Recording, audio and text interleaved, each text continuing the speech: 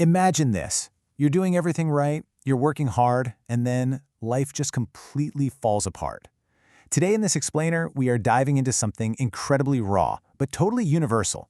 We're unpacking the psychology of human resilience. What actually happens when life breaks you? We're going to explore that intense reality and, more importantly, figure out the exact mechanics of how we put the pieces back together to come back even stronger. Because here is a hard, undeniable truth. There are times when anything that can happen will happen. I really want you to let that sink in for a second. This is the absolute baseline of the material we're looking at today. It means that your talent, your insane work ethic, they're fantastic, but they are not a magical force field against the unexpected. I don't care how meticulously you've planned your life, sometimes things are just going to go totally wrong. All right, let's jump straight into Section 1, the reality of breaking, the universal equalizer. Look, life happens. Those uncalled for, out-of-nowhere events just sweep the rug right out from under us. And the ways we get hit, they're everywhere. It could be your business totally collapsing today. It could be brutal heartbreak.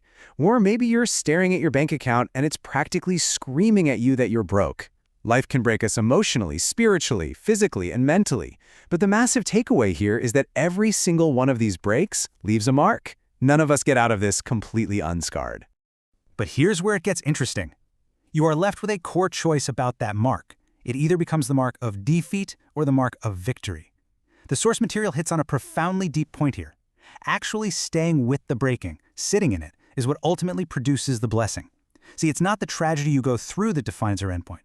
It's entirely about how you respond to the mark that adversity leaves on you. Which brings us to Section 2, the Valley of Two Voices, the internal battle. Think about this for a moment. When the actual physical event is over, that's when the real psychological conflict begins. So who are you listening to in the valley? When you're stuck down in that dark, heavy place and the dust hasn't even settled yet, whose voice is dominating the monologue inside your head? Because you've got two very different voices fighting for your attention. On one side, it's that loud chorus of worry, grumbling, and blame. It's the voice whispering that life's unfair, that it's someone else's fault, that it's totally hopeless. But on the exact opposite side, you've got wisdom, gratitude, and faith. And the speaker makes it crystal clear, your survival is entirely dependent on who you tune into in this valley. Listening to the right side pulls you up and out. Listening to the left side, that just keeps you trapped. Now here is the massive perspective shift. Every time you break, yes, it is absolutely an excuse to just give up and fall apart. But it is also a hidden, extraordinary opportunity. An opportunity to get stronger, to get smarter, faster, tougher, more stable, and way more resilient. Basically, it's a chance to get better. If you listen to the voice of wisdom, every single break is actually a mandatory upgrade to your human potential. Let's move into Section 3, finding your reason, the catalyst for the fight. To flip that switch from just passively taking the hits to actively fighting back, you need a reason, a deeply personal one. The speaker nails this perfectly, saying, I got a family to live for, I ain't through yet, my life ain't over yet. You can literally feel the defiance in those words, right?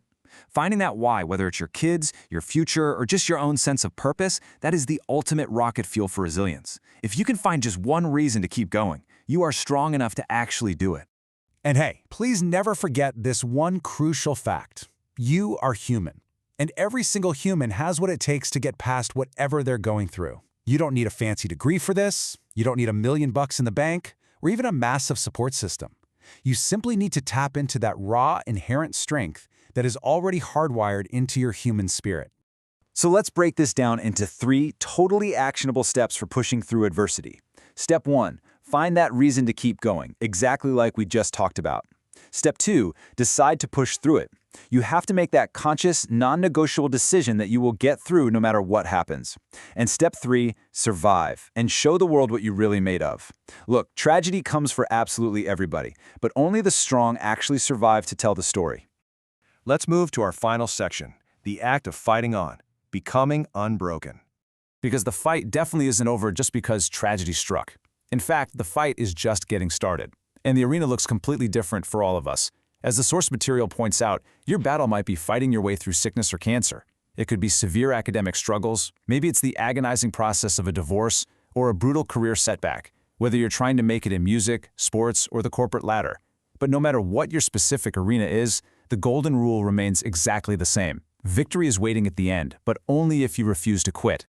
When you are staring dead in the eyes of that sickness, or that totally overwhelming obstacle, the source argues that your internal monologue has to lock in on one phrase. I can beat it. You have to believe it. I will beat it. I must beat it. It's about looking in the mirror every single morning and declaring, I got staying power. The whole philosophy here is that you absolutely cannot let a bad situation, a tough circumstance, or any piece of adversity write your story for you. The only thing that can truly stop you is you. Because there is a spirit inside you that is infinitely greater than whatever chaos is swirling around you. When the pressure hits its absolute peak, this is the ultimate resilient mindset you have to adopt. We don't retreat, we don't run. Honestly, it doesn't even matter what the statistics say on paper. It doesn't matter if you are wildly outnumbered. You stand your ground and you live by what you represent. You make sure everybody knows exactly what you're a part of, simply because you refuse to back down. And as you start crawling up and out of that dismal place, as you rise above who you used to be to take the form of who you're actually supposed to be, you realize something so profound. In the very act of standing up, in the very act of fighting on, you will become and you will remain unbroken. Think about that. The victory isn't just waiting for you at the finish line. The fight itself is the victory. So as we wrap up this explainer on this incredibly powerful speech, I want to leave you with one final, provocative question to chew on. When life inevitably happens, will you let your breaking mark you with defeat, or will you use it to become unbroken? The choice, the fight, and the ultimate victory, they're entirely in your hands. Thanks for joining me today, and keep fighting.